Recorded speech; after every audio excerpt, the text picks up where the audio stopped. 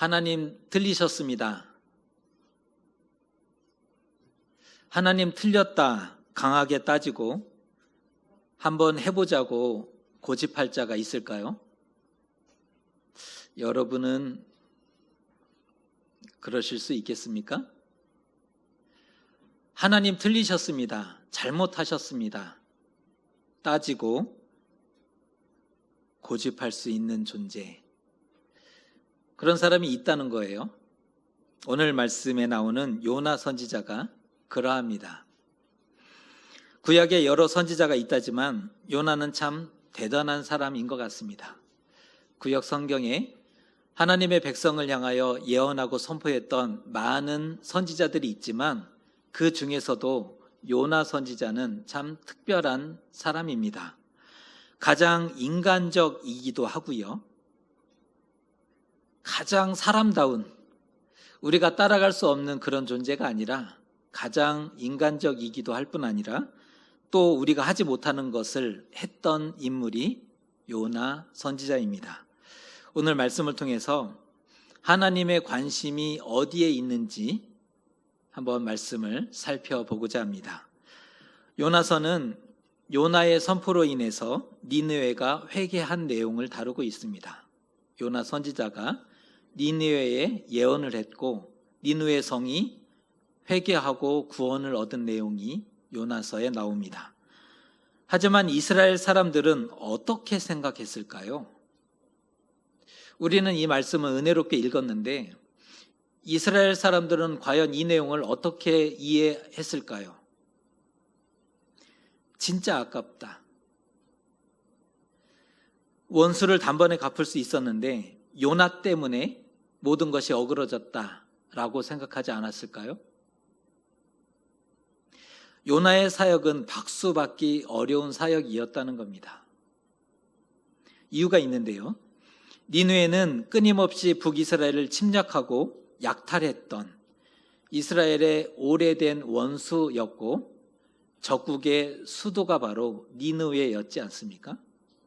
이스라엘에게는 가장 많이 괴롭혔던, 힘들게 했던 원수 중에 원수고 그 적국의 수도가 니느웨 성이었다는 것입니다. 그러니 뿌리 깊은 증오심이 역사 가운데 이렇게 넘칠 수밖에 없었던 것입니다. 니느웨, 아수르의 수도인데요, 아수르의 민족은 잔인하기로 악명이 났던 그러한 민족 중에 하나입니다. 이스라엘 주변에 여러 민족이 있었지만 아수르 민족은 잔인하기로 악명이 높았다는 겁니다. 또 국가 정책이 팽창 정책을 주로 썼는데요, 팽창 정책을 주로 썼다는 것은 주변국을 침입하고 전쟁을 많이 일으켰다는 얘기가 되지 않습니까? 수많은 전쟁을 일으켰고 그로 인해서 죽음과 고통을 야기시켰던 나라가 아수르이고 그 수도가 바로 니느웨였습니다. 결국 그들의 손에 북이스라엘은 역사에서 완전히 사라지게 되죠. 굉장히 안타까운 결과를 가져왔는데 아수르에 의해서 북이스라엘은 역사에서 완전히 사라집니다.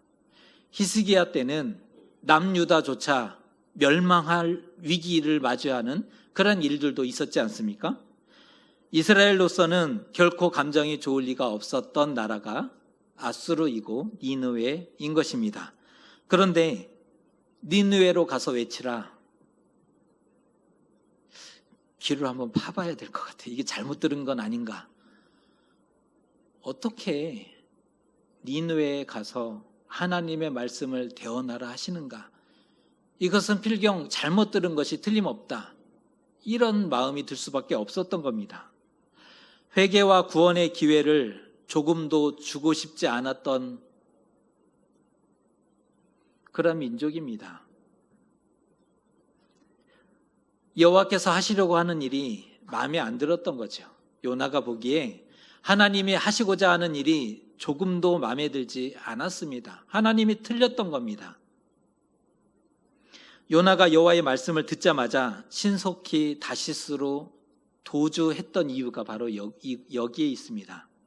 하나님 말씀을 들었는데 마음에 안 들어요. 하나님이 틀린 결정을 하셨어요. 그래서 다시스로 도망하고자 했던 겁니다. 왜 다시스였을까요? 니느웨 반대쪽에 위치한 그런 도시죠. 당시 세상의 끝이라고 알고 있었던 그런 땅이기도 합니다. 그런데 왜 다시스였는가? 이것은 당시 신에 대한 이해를 좀 살펴봐야 할 것 같습니다. 이 당시에는 신은 지배하는 그곳에서만, 그 땅에서만 권능을 가진다라고 생각하던 때였습니다. 그 땅에서 경배를 하죠. 그곳을 벗어나면 신이 힘이 없다는 거예요. 신을 경배하는 그곳, 그 땅에서만 권능을 가지고 영향력이 있다고 생각했기 때문에 요나가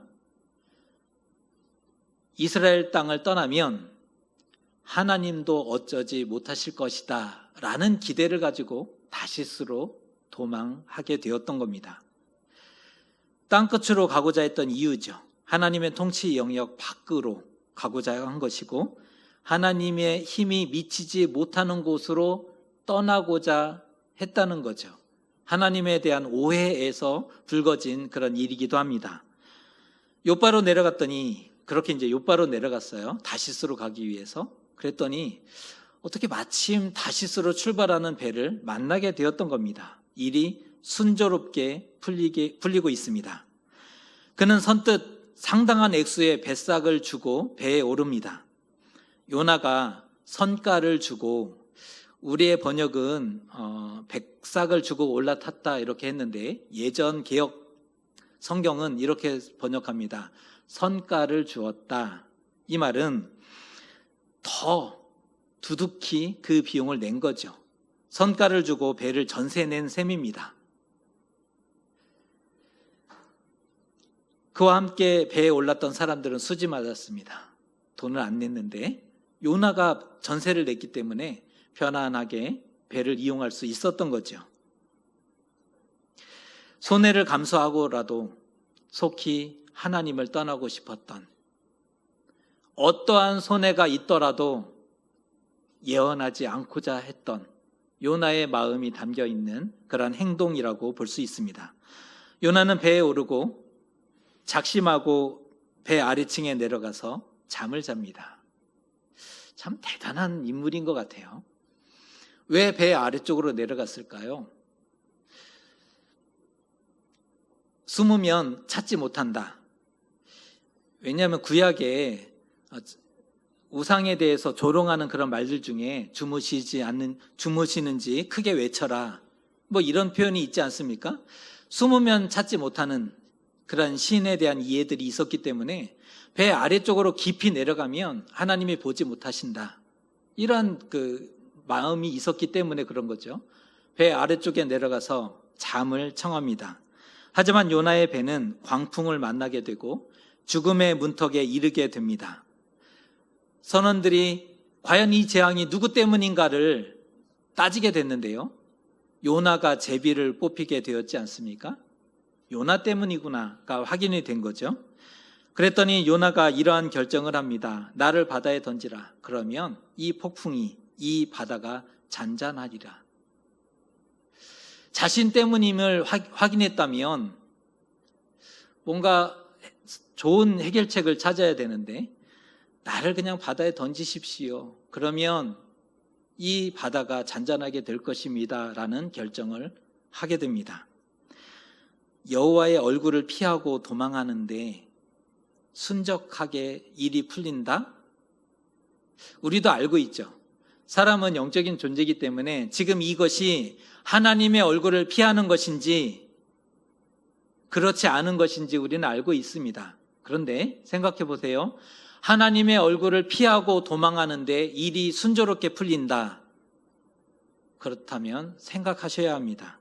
좋아하고 기뻐할 것이 아니에요. 일이 잘 된다고 야, 괜찮네? 괜찮은 것이 아니라는 겁니다. 왜냐하면 큰 폭풍이 기다리고 있었잖아요. 바다가 뛰노는 것을 보아야 할 수 있는 겁니다. 요나는 결국 바다에 던져지게 되고 큰 물고기에 삼킴을 받게 됩니다. 그의 표현에 의하면 스올의 뱃속에 내려간 것 같았다. 스올이라는 것은 죽은 자들이 가는 세상, 죽은 자들이 모여 있는 곳이라는 표현인데, 스올의 뱃속에 내려갔으니 죽은 자들을 한복판에 쌓인 것 같은 그러한 상황, 나는 이미 죽은 것과 같습니다 라는 표현이기도 합니다. 비로소 그곳에서 요나는 하나님을 생각하게 됩니다. 그리고 하나님 앞에 간절한 기도를 올려드리는 대목을 볼 수가 있습니다. 그는 죽은 자같이 되었다가 정말 극적으로 구원받은 사람이었습니다. 거짓말같이 물고기가 요나를 육지에 다시 뱉어내는 일들이 나타납니다. 우리는 요나를 읽게 되면 마치 동화를 읽는 것 같은, 사람이 물속에 던져졌는데 물고기가 삼키고, 우리가 알기로는 그게 고래로 알려졌는데 성경은 고래라고 표현하지 않고 큰 물고기라고만 이렇게 표현하고 있는데요, 그 물고기의 삼킴을 받았다가 다시 육지로 토해지는 마치 동화와 같은 그러한 일들이, 이야기가 펼쳐지고 있음을 보게 됩니다. 육지에 다시 나왔는데 그때 하나님의 말씀이 들려지는 겁니다. 일어나 저 큰 성읍 니느웨로 가서 내가 너에게 명한 바를 그들에게 선포하라. 전에는 죽어도 못 갑니다, 갈 수 없습니다 버텼는데 이제는 순종하는 요나의 모습을 발견합니다. 그 요나의 순종의 장면이 3장 4절의 말씀입니다. 이 말씀 우리가 같이 한번 읽어보겠습니다. 시작. 요나가 그 성읍에 들어가서 하루 동안 다니며 외쳐 이르되 40일이 지나면 니느웨가 무너지리라 하였더니 선지자가 돌아왔다. 선지자가 돌아왔어요. 말씀에 반전이 일어나고 있는 거예요. 지금 선지자가 돌아왔습니다. 요나가 성읍에 들어가서 그 임박한 하나님의 심판을 선포합니다. 40일 후에 니느웨가 멸망하리라.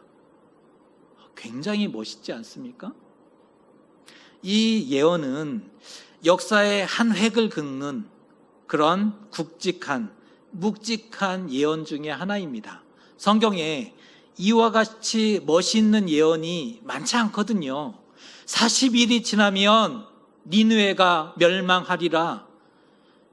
이 예언을 할 때 전율이 느껴지지 않았을까요? 하나님의 이 음성이 전달되는데 두려움 가운데 선포되지 않았겠습니까? 그런데 이 대목에 요나의 본심이 묻어났더라는 겁니다.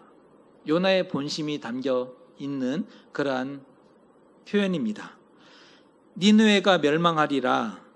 이 극히 짧고 극히 작은 메시지. 제가 니느웨가 멸망하리라 라고 말하면서 짧았다, 작았다 라고 표현을 했는데요, 3인길에 해당했던 큰 성이었던, 3일을 다녀야 겨우 다닐 수 있는 큰 성이었는데 하루를 다녔죠. 3분의 1을 다니면서 모기 소리로 외치고 있습니다.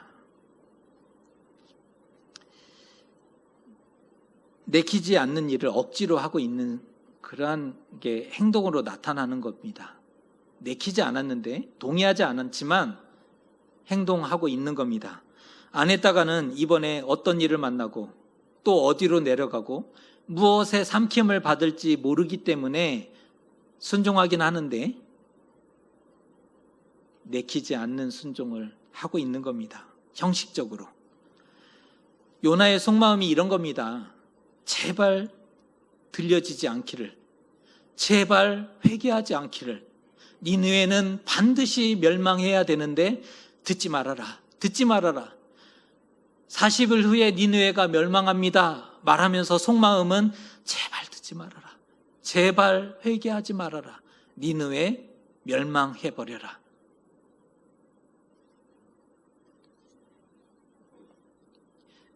요나의 말을 보면 그 어디에도 회개를 요청하지 않아요.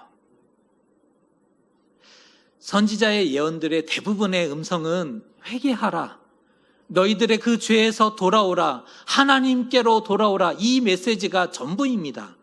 근데 요나의 메시지에는 회개를 요청하지 않습니다. 하나님께 돌아오라 말하지 않습니다. 니느웨의 멸망을 단정적으로 확정적으로 선포할 뿐입니다. 니느웨가 멸망한다. 끝. 정말 성의 없게 예언을 하고 있는 거예요. 인정머리 없게. 우리식의 표현으로 하면 싸가지 없게 예언하고 있어요. 그런데 말도 안 되는 일이 벌어지고 뜬금없는 회개가 나타나요.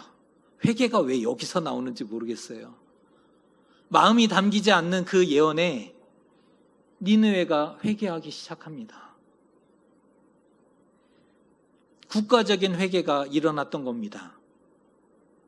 온 땅에 조서를 내리고 사람뿐 아니라 짐승이 다 금식합니다. 베옷을 입고 그들의 악한 길에서 돌아오기 위해서 노력했다는 겁니다. 니느웨가. 분명한 사실은 이스라엘이었다면 결코 하지 않았을 회개를 니느웨는 성공적으로 해내고 있다는 거예요. 만약에 이 메시지가 이스라엘 땅에 선포되었다면 이스라엘은 결코 하지 않았을 그 회개를 이방 니느웨는 성공적으로 해내고 있다는 사실입니다.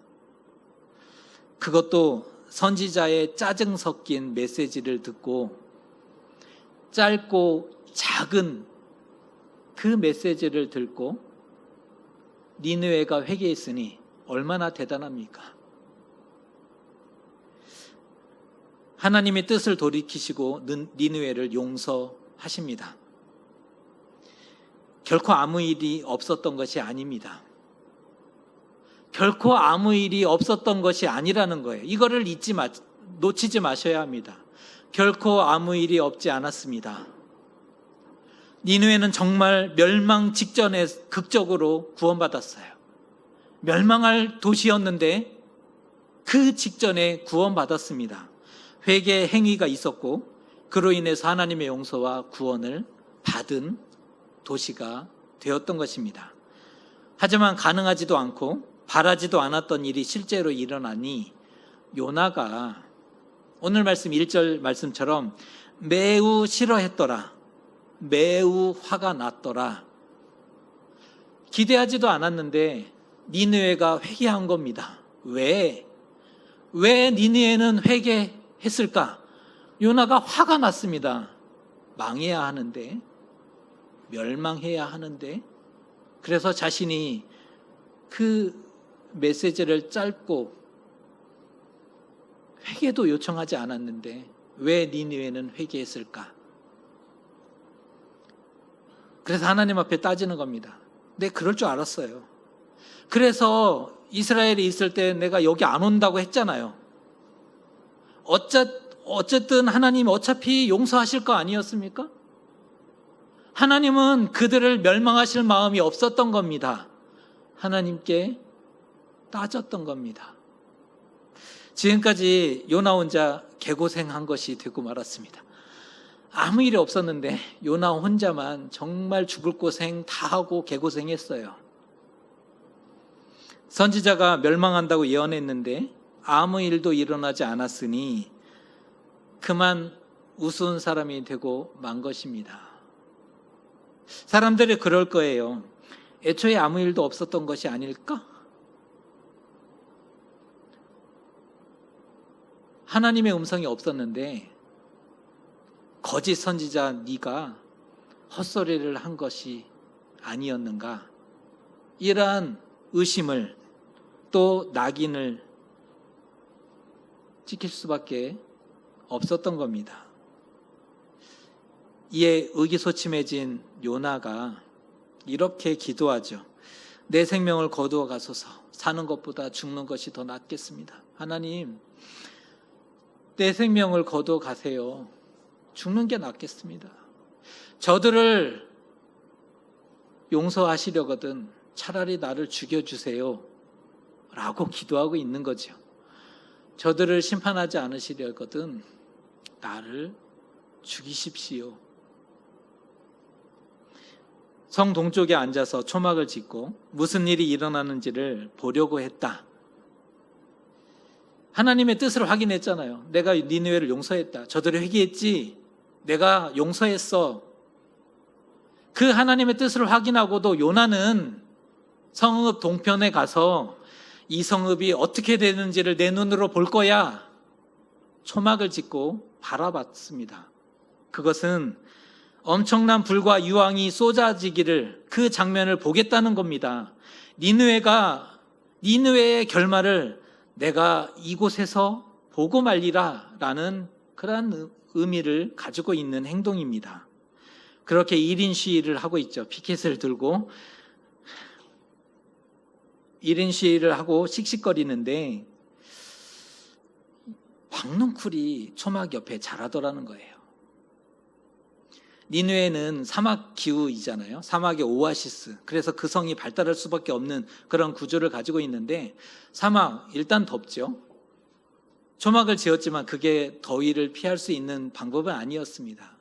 근데 박넝쿨이 자라더니 굉장히 근사한 그늘을 선물해 줬습니다. 얼마나 위로가 되고 기쁨이 되었는지 모릅니다.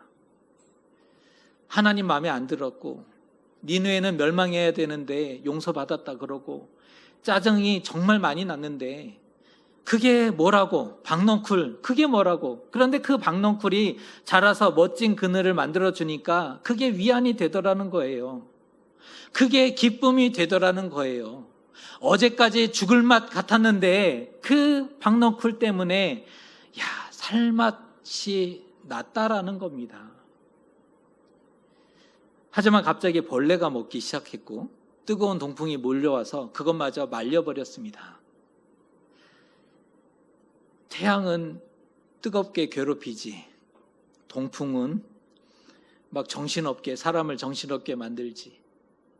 요나가 화가 치밀어 오르고 분이 식어지지 않는 그런 상태에 빠지게 됩니다. 그때 하나님이 물으십니다. 내가 이 박넝쿨로 말미암아 성내는 것이 옳으냐? 요나야, 네가 박넝쿨 때문에 이렇게 화를 내는 것이 합당하냐? 요나야, 너의 행동이 지금 맞느냐? 라고 물으셨습니다. 하지만 요나 물러서지 않습니다.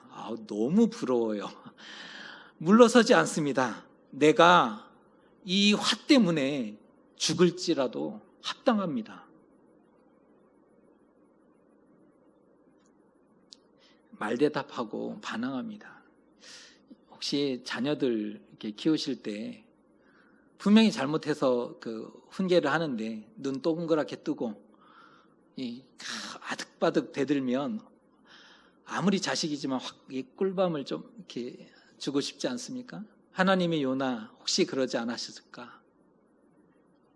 참 대단한 것 같아요. 우리는 못하는데, 우리는 두려워서, 우리는 예의를 지키면서 기도하고 그러지 않습니까?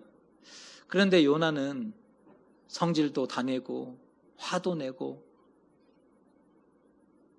그러자 하나님이 요나를 가르치시는 말씀이 요나서의 결론이지 않습니까? 요나서 4장 10절 11절의 말씀이 요나서의 결론인데 읽어드립니다.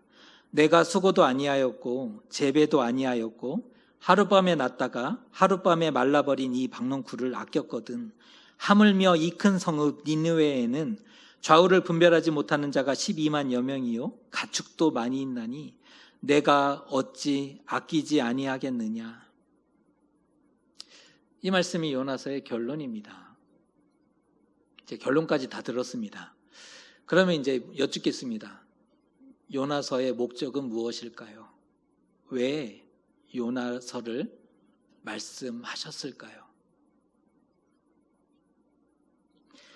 이방의 니느웨가 멸망 가운데 회개를 통해서 구원받았다는 그 사실을 전달하면서 하나님의 온 세상을 다스리시는 하나님이시다, 하나님이 모든 나라의 왕이시다, 이 사실을 전달하고자 함이었을까요? 그것이 오늘 우리에게, 아니 먼저는 이스라엘에게 어떤 의미가 될까요? 오늘 우리에게는 어떤 의미입니까? 아니면 생명의 소중함. 요나야, 박넝쿨 너에게 소중했지? 그런데 니느웨에는 12만여 명이 있지 않냐? 그뿐 아니라 동물들도 많이 있는데 그들의 생명이 얼마나 소중한지 아니? 이것을 알려주시기 위함이었을까요? 아니면 이스라엘만이 하나님의 구원받은 백성이 아니라 나는 하나님께 돌아오는 모든 사람을 사랑한다.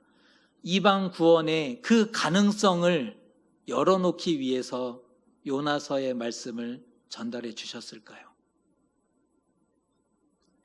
요나서는 분명 그 내용적으로 니느웨의 회개와 구원을 전달하고 있습니다. 요나서의 내용은 니느웨가 회개했다, 구원받았다 이 내용을 전달하고 있지요. 하지만 이상하게도 요나 선지자의 전기적인 기록처럼 보인다는 거예요. 요나서의 내용은 요나 선지자의 이 개인적인 전기, 어디서 누구를 만나서 어떠한 일들을 겪고 어떠한 교훈을 받고 깨닫고 변화되고 이 요나 선지자의 전기적인 내용을 더 중심으로 다루고 있다는 겁니다.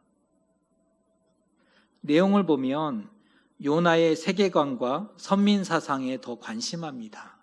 니느웨의 내용은 작고 뒤로 밀려나요. 전면에 나타나는 그러한 강조점은 요나의 마음이, 요나의 가치관이 어떠한지 그 선민사상에 대해서 교훈하시는 내용이 더 크다는 것입니다. 그러니까 요나서는 니느웨가 아니라 요나를 위해서 주신 말씀이었다라는 것입니다. 주인공은 요나입니다. 회개는 요나가 해야 합니다. 회개는 니느웨에 필요했던 것이 아니라 회개는 요나가 했어야 했다는 겁니다. 요나를 잘못된 길에서 돌아오게 하고 깨닫게 하고 구원하기 위해서 요나의 말씀을, 하나님의 말씀을 전달해 주신 것입니다. 요나는 하나님의 백성의 대표죠. 요나는 요나로 끝나는 것이 아니라 요나가 바로 하나님의 백성을 지칭하는 겁니다. 다시 말해서 이스라엘을 회개시키고 깨닫게 하고 구원하시기 위해서 오늘 말씀을 선포하셨다라고 말씀드릴 수 있는 겁니다. 그들의 편협했던 세계관과 선민사상에 사로잡혀 있었던 그 요나와 이스라엘, 그들을 하나님의 자비와 용서 앞으로 이끌어내십니다. 하나님의 자비와 용서 앞으로 세심하게 인도하시는 과정이 요나서에 나오고 있는 것입니다. 오늘 하나님의 관심은 요나에게 있습니다. 니느웨가 회개한 것은 천만다행입니다. 정말 잘한 것입니다. 그런데 먼저는 요나를 변화시키고 깨닫게 하시기 위한 하나님의 마음이 담겨 있는 겁니다. 하나님이 요나를 위해서 준비하신 것, 우리가 요나서 전체를 읽지 않았지만 하나님이 요나를 위해서 준비하신 것이 무엇인지 아십니까? 적절하게 배를 준비하셨지요. 바람을 보내셨습니다. 큰 물고기를 예비하셨습니다. 박넝쿨을 예비하셨고 벌레를 예비하셨고 뜨거운 동풍을 예비하셨고 준비하셨습니다. 예비하셨다는 것은 하나님의 미리 준비하셨다는 것이지 않습니까? 요나의 삶의 걸음걸음마다 하나님이 예비하신 것들이 있었다는 겁니다. 왜 예비하셨습니까? 돌아오게 하기 위한 하나님의 도움이지요. 심지어 니느웨도 요나를 깨우치기 위한 하나님의 도구였습니다. 하나님의 관심은 요나에게 있었기 때문에 그렇습니다. 우리도 요나 같지 않습니까? 우리는 요나가 아닙니까? 우리도 요나와 같습니다. 지금 무엇이 우리의 눈앞에 보이고 있습니까? 그것이 혹시 하나님이 예비하신 것이 아닐까? 우리 눈앞에 보이는 것. 바람이 불고 큰 물고기를 만났을 때 당황하지 마십시오. 니느웨가 멸망해야 되는데 멸망하지 않고 마음에 들지 않아요. 분내지 마십시오. 박넝쿨이 시들어가는 것 고민하지 마십시오. 벌레로 인해서 어찌할꼬 안절부절하지 마세요. 뜨거운 동풍에 많이 힘드시죠? 그런데 우리도 먼저 회개가 필요할지 모르는 일입니다. 모든 것이 회개인가? 그건 아닙니다.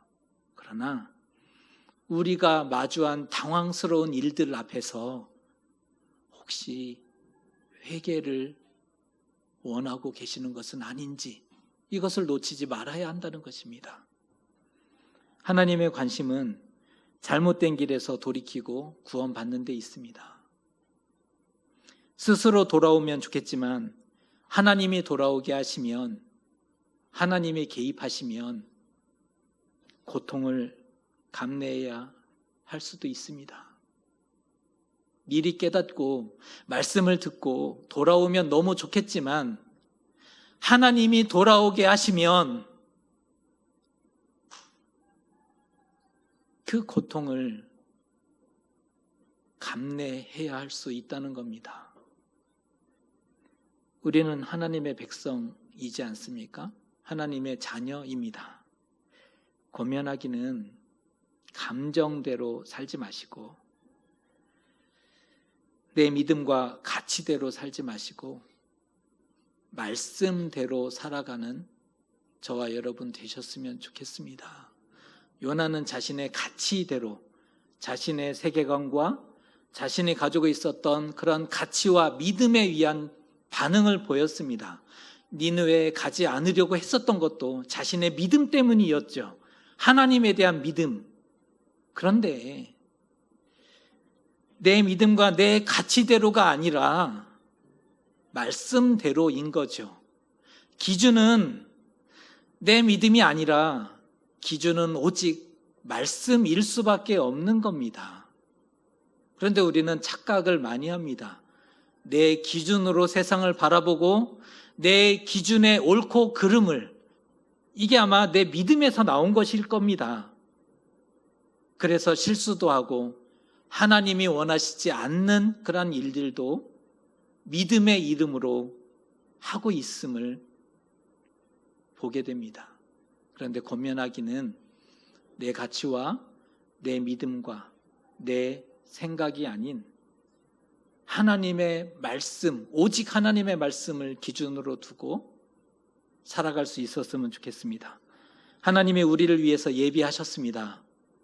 하나님이 요나인 우리를 위해서 예비하셨으니 하나님이 구원하시고 생명으로 인도해 주실 것입니다. 하나님의 예비하신 것을 통해서 하나님의 구원과 생명을 마주하는 저와 여러분 되시기를 주님의 이름으로 축복합니다. 기도하겠습니다.